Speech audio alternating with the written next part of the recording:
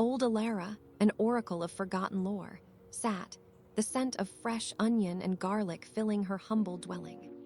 She recounted tales of ancient voyages and the genesis of the realm to her subjects, dismissively noting the blatant historical inaccuracies peddled by the brain-dead scholars who wore a thin veneer of intelligence. Her true concern was the encroaching magical vacuum that threatened all alternatives to mundane existence. Rumors spoke of winged wyverns nesting in the shadowed foliage of the forbidden peaks, and a reclusive hater of peace who kept a pet pigeon with an unusually upright posture. She recalled how the Normans of legend had once used ice magic, a feat of such impiety it led to multiple impeachments among the elder council. Their arrogance was nailed to history, she muttered, stroking a miniature rhino figurine, a gift from a traveling violin virtuoso. Old Elara watched as a colossal vulture circled, a harbinger of the approaching werewolves that made the ancient ox herds go haywire. A rogue magical nanny, a copycat of the ancient sorcerers, had taken up dark photography, capturing images of illusionary lobster demons. This dark acceptor of chaos had recently sold a powerful simulation spell, distorting reality around the old windmill. Elara, holding her glowing torch, recalled tales of her grandfathers bravely driving back such threats. She had to imagine their courage, especially as the air filled with the scent of orange and tropical papayas from a nearby fruit stand, an oval of peace in the encroaching madness.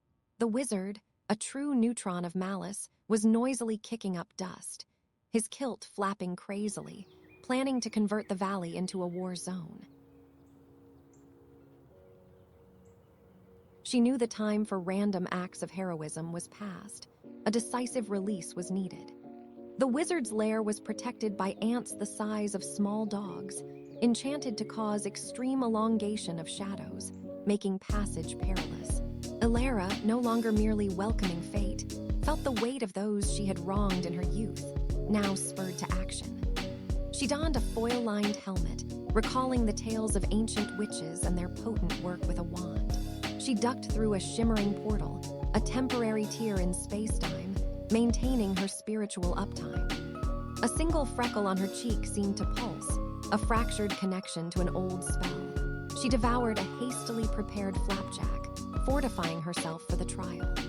Her new idea, a kilo of pure magical bleach, was designed to rinse away the wizard's illusions, turning his lair into a barren raceway of truth, like a glitched video game world.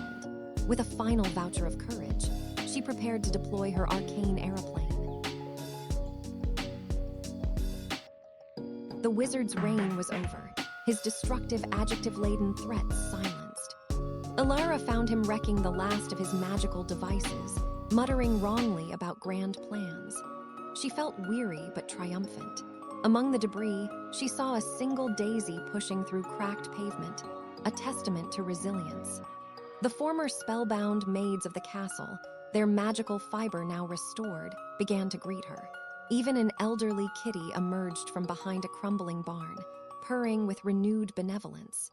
The wizard, an old fisherman now stripped of his power, could only offer a pathetic lump of apology. It marked a new epoch, a temporary lull before the next great challenge. Her tired bones ached, but the 20 years of unrest were over. True democracy had been restored, not just empty Mickeys. The unbroken octagon symbol of peace now adorned the city gates. She picked up a child's forgotten wooden toy, a simple reminder of the innocence she had fought to protect, ensuring future generations could thrive without fear.